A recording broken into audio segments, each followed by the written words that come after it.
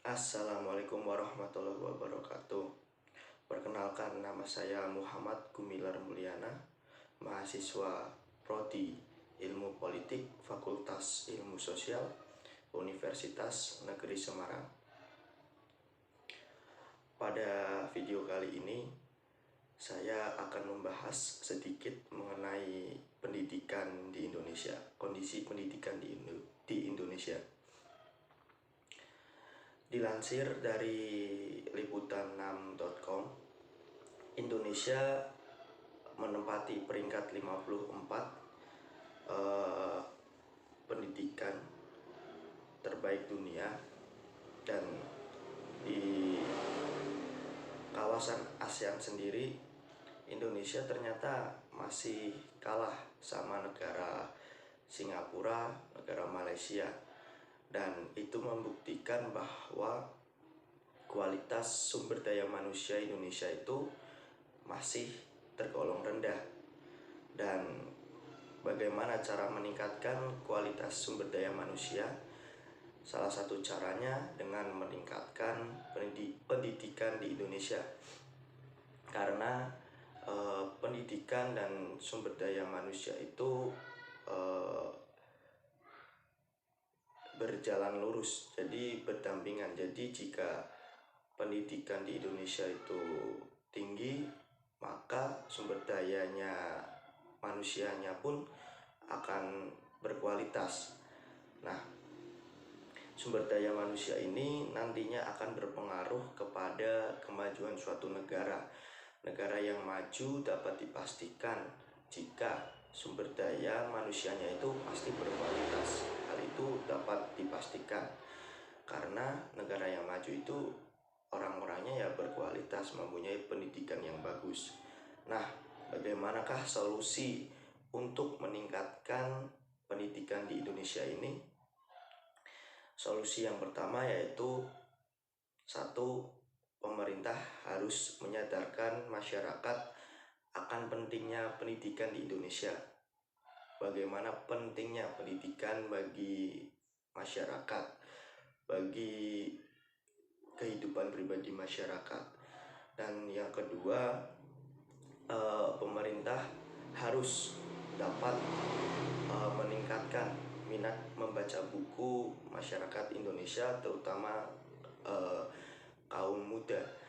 Nah, buku itu merupakan jendela dunia, jadi kita bisa mengeksplor apa saja di dunia ini lewat buku.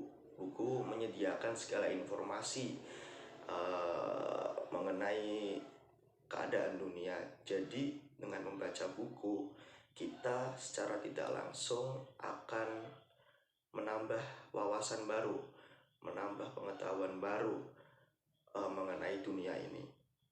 Solusi selanjutnya yang ketiga yaitu menghilangkan feodalisme di Indonesia. Menghilangkan feodalisme dalam sistem pendidikan di Indonesia. Jadi feodalisme pendidikan di Indonesia ini berpengaruh terhadap keterhambatan diskusi, keterhambatan pemikiran. Jadi jika feodalisme di dalam pendidikan itu dihilangkan, maka keterbukaan akan diskusi, keterbukaan pemikiran, luasnya cara kita berpikir itu akan meningkat jika feodalisme ini dihilangkan di pendidikan, di dalam bidang pendidikan di Indonesia. Karena pada dasarnya pikiran manusia itu tidak dapat dibatasi oleh apapun. Kita bisa memikirkan apa saja, memikirkan imajinasi yang liar atau semacamnya. Yang pasti tidak ada yang bisa membatasi pikiran manusia.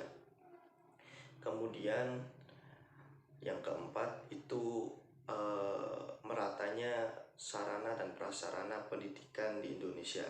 Jadi prasarana dan sarana itu harus diratakan terlebih dahulu supaya keberlangsungan kegiatan belajar mengajar di Indonesia itu dapat terlaksana dengan baik. Solusi yang terakhir yaitu meningkatkan kualitas tenaga pengajar di Indonesia. Nah, bagaimana cara meningkatkan kualitas pengajar di Indonesia? Tentunya yaitu dengan cara kita harus merekrut, menyeleksi orang-orang yang memang berkemampuan, berkapasitas untuk menjadi pengajar yang baik. Nah, yang jadi pertanyaan, apakah orang-orang yang berkualitas ini ingin menjadi pengajar di Indonesia, sedangkan dari segi gaji atau upah bisa dibilang menjadi pengajar di Indonesia itu kurang menarik. Nah, salah satu caranya, satu-satunya cara yaitu dengan melayakkan. Jadi tenaga pengajar itu memang harus diberikan sebuah penghargaan, sebuah gaji yang layak, yang sangat layak bagi dirinya sendiri.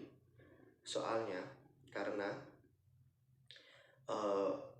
hal ini tentunya akan sebanding dengan apa yang nantinya akan dihasilkan, yaitu akan melahirkan generasi-generasi yang berkualitas apabila pengajarnya itu berkualitas.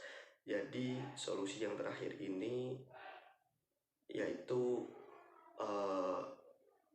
melayakkan gaji yang diterima oleh pengajar supaya dapat menarik perhatian orang-orang yang memiliki kemampuan untuk menjadikan generasi-generasi di Indonesia ini semakin berkualitas, terutama meningkat dalam bidang pendidikan. Saya kira begitu saja video kali ini yang menjelaskan tentang pendidikan di Indonesia serta solusi untuk meningkatkan pendidikan di Indonesia. Terima kasih atas perhatiannya. Mohon maaf apabila ada salah-salah kata dari saya. Wassalamualaikum warahmatullahi wabarakatuh.